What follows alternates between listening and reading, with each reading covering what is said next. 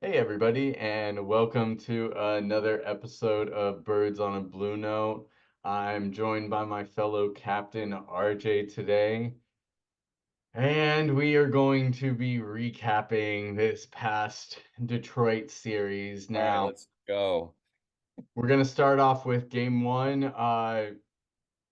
Real quick preface, that game did get postponed really early on in the day for a rain out, so we did have a double header to start. So they did flip the order in the rotation that they were going to be going with. So we actually ended up having Gibby go in that first game, and he was going up against Flaherty, well, at least some of our fans, old pals, others very Yes, divided on his wonderful very mouth. divisive pitcher for us.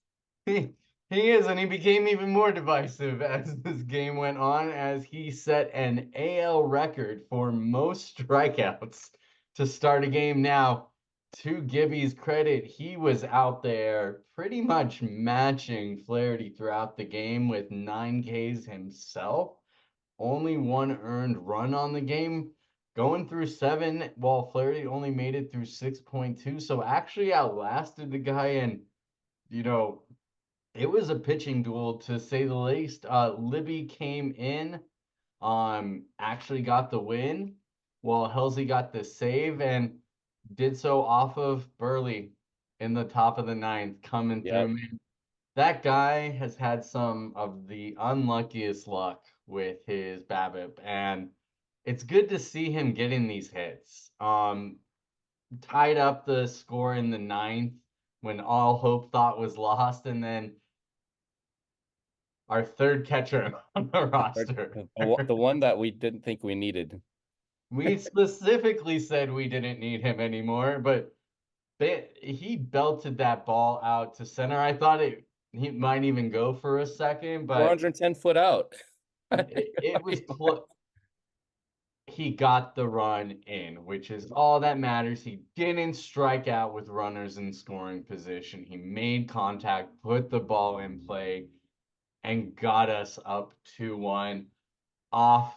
Thank you, Shelby, for that. We appreciate it, man. And Yep. yeah, I'm gonna Sleeper kick agent. over to you the one solid positive game that we had in the series before we Man, dive I into wouldn't the even numbers. call it too positive, to be totally honest. I mean, Flaherty just took our lunch money the whole game. 14 strikeouts and not even 7 innings. That's insane. Mhm.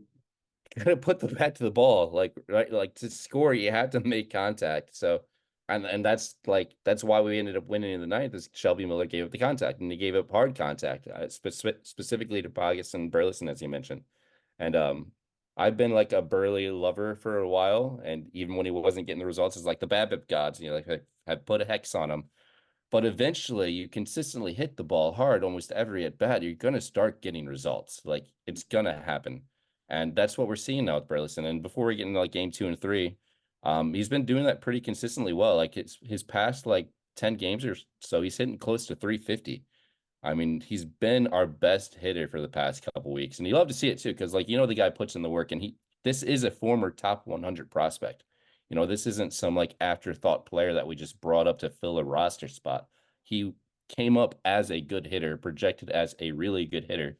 He's got elite bat to ball skills and he hits the ball hard everywhere. So yeah, you'd like to see that success. And I also want to like talk a little bit about Libertor.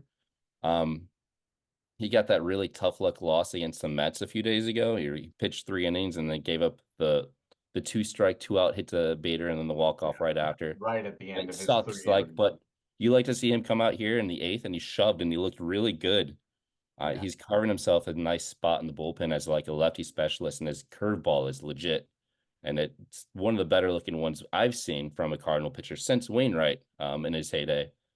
And of course, you got to mention Helsley, another save. He's pitched in every one we have still. Um, but yeah, you like to see the fight back in the ninth. You hope for more contact in the first 8 innings.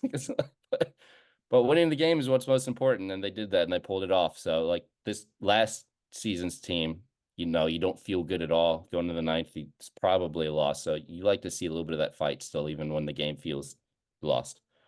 I mean, The thing is sometimes when a pitcher is on it, we know when Flaherty is on, he has Cy Young potential. Like people can clamor all they want, but like anybody that says it was a question of his talent is just fucking lying to themselves. He was always a good pitcher. He just couldn't stay healthy, and then for the other half of the fan base, he alienated them with his mouth and whatnot. And it is what it is. He was on that game. We were helping him, obviously, by chasing. But when a pitcher is on like that, sometimes you just need to do what you can to get them out of the game. And like the fact that we were able to get him to over 90 pitches, even though he had that many strikeouts, we were working counts. We were making him throw pitches because, again, he didn't get through a full seven and whatnot. He was effective during his full seven, during his seven, but again, we were able to knock him out, and that's when we started getting to their bullpen and whatnot. And they don't have as good of a bullpen No, as well, they do have two or three guys that are pretty good. they do. But like top to bottom, yeah, it's not as good. You can get to their bullpen if their guys are on. And yeah, it is what it is, but we at least took that first game of that doubleheader, which we Thank God needed we did, because right? we knew who was coming up in game two for us, and we knew there was a very solid chance that it could get messy real quickly. And boy, howdy did it. Matt's on the mound for us. No, God! No, God, please, no! No! No! No! And yeah, I mean, Hey man, bottom of you're a the third. starter and you give your team less than 4 innings, you're not giving your team a fair shot to win the game. I mean, even if you have like a lights out lockdown bullpen, you're relying too much on them at that point, and it's not fair. Like, especially since we used Helsley in game one and we used Liberators, like I would say is probably at this point, he may be our fourth most reliable reliever after our three-headed monster there. Because Yeah. Gio's kind of fallen off a little bit. Robertson's got some good stuff going for him, but Libby's been pretty impressive like the last few times he's been out. Um, but yeah, three in the third innings, 4 runs, 7 hits. And then we brought up our 26th man for the double header, Lehigh. If you watched our last video, yeah, he's not really a major league pitcher, so he just kind of put him in a bad spot. So of course, he gave up 2 more runs, and then from there just kind of spiraled. Fernandez gave up a run. Gallegos couldn't get an out before he gave up 4 runs. Um, there were a couple pauses on the offense, so I'll let you talk about that since I've been kind of on this negative spiral about how the bullpen, Well, like I mean, real quickly before that, like the thing that frustrates me with this game is like obviously hindsight's 2020, but like Matz did not put the pen in a great position. The offense battles back and bails out Matz so he doesn't get credited with the loss at all. Like that is the biggest nuisance to me. That L should be stuck to Matz's name, and instead it goes to this guy who gets called up and just thrown into a pitching fucking is awful situation, and he ends up with the loss because the offense battles back and gets right. him runs. It's just Burleson again, right? Like he hit that 3 run home run, gave us the lead. He yep. crushed Oppo too. He did Oppo. Like he's got legit power. And then he pulls us within one again, I think in like the sixth or seventh with the RBI single and that, and then of course Gallegos comes in and just puts the game out of hand. But yeah, Lehigh, yeah, it sucks. He came up for this one game just to kind of get blown up a little bit, put in a bad spot. Yeah, I mean the hits were there, 11 hits, 6 runs. Donnie had a home run as well too, but other than for that brief moment in the fifth, this really wasn't close at all for anybody that was watching it. And you can always question what moves should have been made going into the bottom of the fifth, obviously, especially if you know you have that lead there and whatnot, because it is a fresh inning and everything. So it is what it is. what bothers me the most, I'm sorry, I'm going to rant a little bit Go about this ahead, game with do it. Matz. I'll probably Um, pile on. you got to pile on. Like after the fact, they say, well, Matz has had this back issue. And he tells us this after the game, after he gets blown up. And like you're sending mixed messages here to the fan base because like Wynn's got a back thing, so he sits twice a week, even though he's our second best hitter. But Matz has a back thing, of course, after he gets blown up. But he's still good enough to pitch, to start. I don't get it. I don't get it either, and not And I not think it's maybe alone. like one of those phantom, like fake injury type things. They can't because was 3 out of his last 4 starts, he couldn't even get through the fifth. Like this going into the season, this was our number 3, and then like Lynn Gibson were our 4 and 5. And he's not even giving us innings. So it No. becomes a thing like where he's not giving us innings, like we have Roberta in AAA who's major league ready. He's pitching 6, 7 innings, throwing almost 100 pitches. Like, at least give one of these young guys a shot. Then, like, because if Matt's just going to go out there and not, he's going to give up runs and not get innings. I mean, what's the worst that can happen, Yeah. right? So, And I mean, like they said, he's set to go on an MRI today. So, um, I think it's today. yeah, Yeah, it's today. Yep. he's he's set to get it done today. But I mean, they're saying that this began after his April 23rd start. So, you know, he So, yeah, already had this going into the game. I don't know why you throw him out there like that. And especially on a double header too, right? Where your bullpen yeah, is going to be more taxed. yeah, Innings are at a premium too, especially in a doubleheader. It's like if you I, get a starter who could pitch a lot of innings for you, like especially during the doubleheader, you need that. So like you put the whole team and the rest of the series in a bad spot, knowing that he had a back issue. yeah, I don't get it. This Voting. isn't the COVID protocol, 14 inning doubleheader games. This is 18 innings. Yeah, so You're playing in. If you're only gonna get three from one in your second game, yeah, you're you're fucking hosed. setting yourself up for defeat there. Yeah, and the offense actually, like, this is of course the one game the offense kind of shows up, and the bullpen lets us down, which Yeah, go figure. But like I don't put this game on the offense or the bullpen. It's on Matz. And like you said, it's it baseball's really funny is. like that. Like he was the worst pitcher out there, except maybe Gallegos.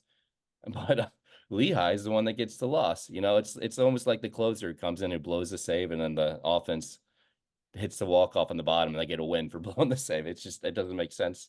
Yeah. One thing I don't want to overlook before we move on to the next game, Goldie 4 for 5. His average is up to 236 now. I think it was just a few weeks ago that we were like, if he's gonna turn it on, it's got to be now. It has to When be. we were looking at his 2022 comparison through the same time, and it's like he's feeling it now. He's starting to get the hang of it again. He's getting his timing back. He's seeing the ball better. He's falling through on those hits, and It's been I'm liking encouraging it. too. Like, I'm sorry, keep going. No, that was what I had to say. Go ahead. I mean, to me, it's been encouraging also because he's hitting the ball hard and he's hitting for a Mhm. little more power. He's gotten a couple doubles and a home run lately too. And it's funny, like, because this time last week, it's like, all right, Arenado's figuring it out, and Goldie's like completely lost. And now I'm like concerned about Arenado again, and Goldie, I'm feeling a little bit better about. Um, to me, like middle order bats, you got to hit for power. Like you got to be able to drive the ball and hit the ball hard. And Goldie's been doing that to his credit. And he's like, I think he's hitting same as Burley, like close to 350 in like the last 7 games or so. Yeah. Arenado is not hitting the ball hard at all. He still only got 1 home run on the season. Like these are the guys that we need to get going. Like if we have a chance this year, they need to get going. And it is encouraging to see Goldie kind of coming around. So let's get that going with Nato, and I'll feel a lot better about the offense as a whole if those two guys are both clicking. I you couldn't have said it better myself, man. You hit it all on the head. Like it's baseball is one of those tricky games where you got to be having multiple guys going usually, and it's got to happen soon because you know You can't really be dropping many more series with where. Yeah, and we're 3 games under right now. We need we had a chance to get to 500 in game 2 of the doubleheader, and Matz shit the bed. It sucks. Yeah. But moving on to the lovely game 3, Mm. we had Miles going up against Maeda, and suddenly that offense is pretty much non-existent again. They got to Miles pretty early. By the second and third, they had already put up 3 runs on us.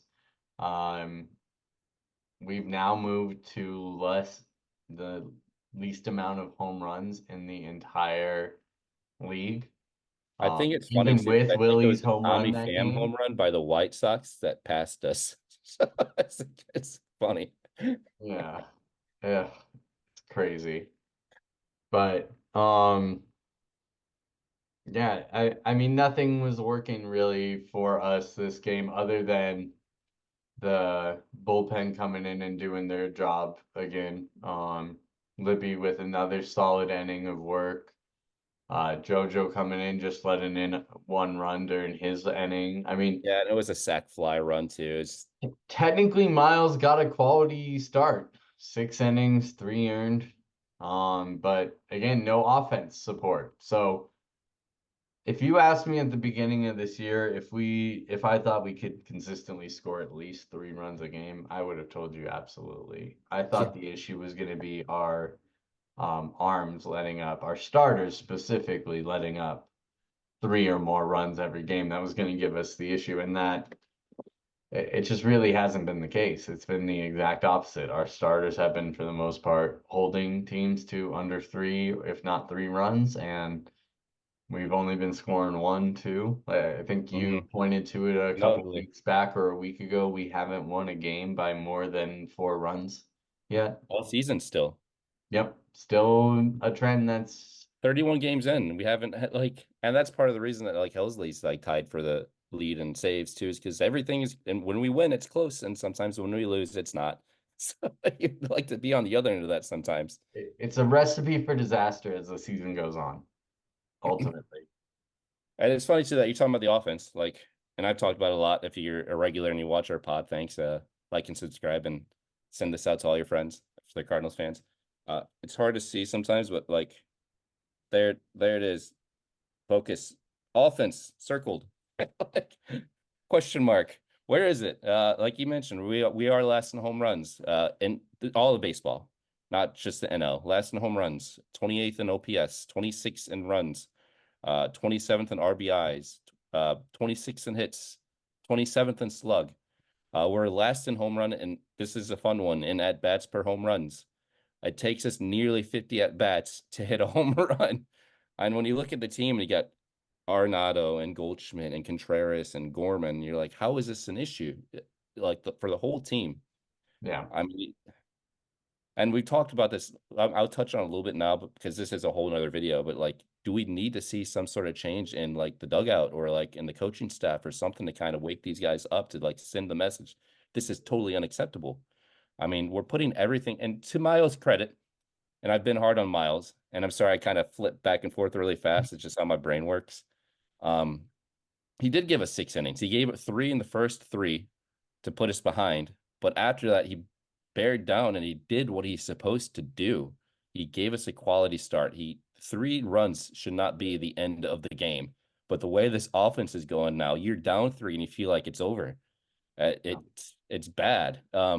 Something needs to change. Something needs to happen to get these guys on the right track. And I don't know what that is.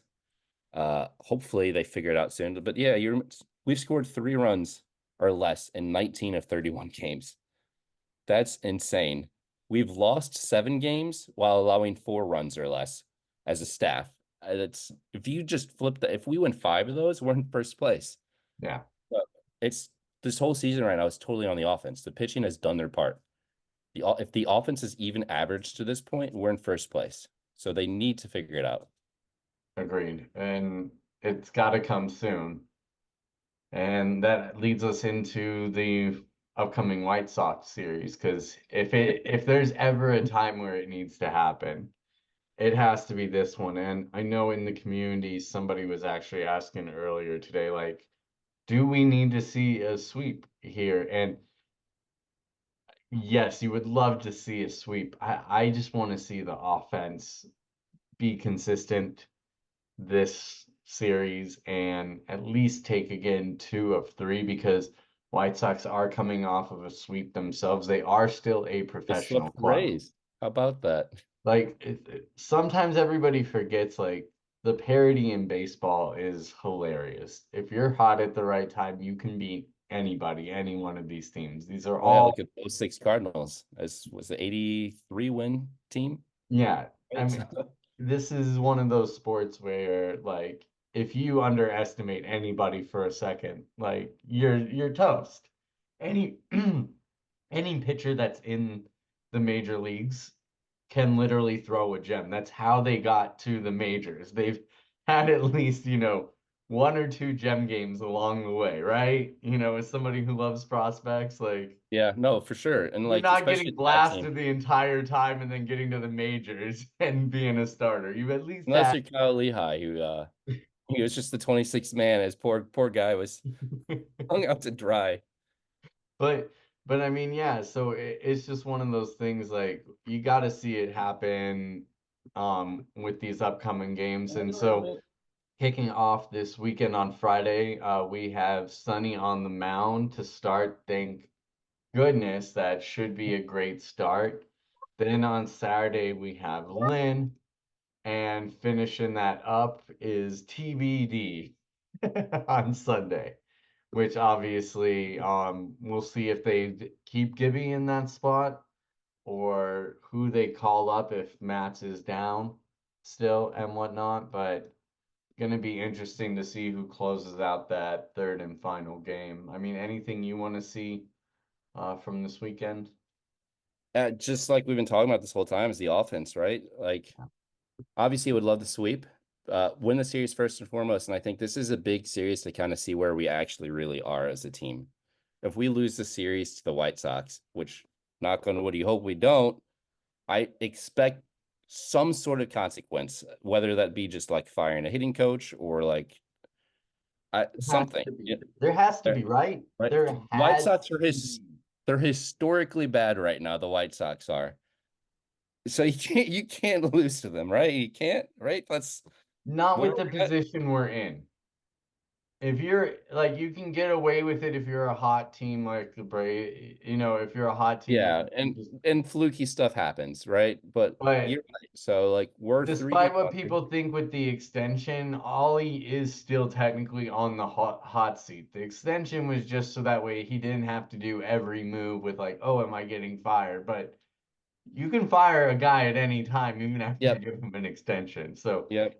he is not safe by any means. Obviously, first head that's gonna roll would be Turner, but Maybe. what I mean, we've been surprised by this organization before, so you never I'm know. not saying they won't do nothing, because they might, but if there is gonna be a head to roll, it's too early for trades. Nobody's available right now. There's Yeah. nothing Oh you no, can no. do And I for wasn't trade. saying trades. I expect like if we lose a series, and like I said, I hope we don't, and you hope it doesn't come to that. You never root for people to lose their livelihood, right? But No, nor do you root for if your it, team to lose. Like, this is the yeah, last. well, I do not like Ollie, but I like my Cardinals more than I don't like Ollie. I want them to win. That is the most yeah, and important losing thing. is not a recipe for a better draft pick anyway, because we should have been the number 2 pick, and since it's a lottery, now we ended up with the 7. The Reds got the 2, and that still drives me nuts. But it's We can um talk about the yeah, ringings of drafts later. yeah. You're telling me both Ohio teams just naturally got. Right. Yeah, the Reds and Ellie De La Cruz. MLB loves to like everything he does is Yeah. hey buddy. Yep, he's ready to go though, so we should probably wrap this up. Yep. Well, that is actually our time for the night. So we will let you get going. Thank you all for joining us once again for another recap. Hopefully we will be coming back to you for some great stuff later. If you haven't had a chance to check it out, go check out Kyle's prospect video with our special guest, Kyle Reese. Great video, real in depth, lots of highlights if you're want to get to know our prospects or learn more about them. And Yeah, yeah, probably we one of the will better guys in Cards Nation to hear about prospects. He does nothing but watch minor league games all day. So really knows his stuff. Very informative. And yeah, just great guy to chat with too. So we'll see you all next time. Have a great weekend and take care, Cards fans.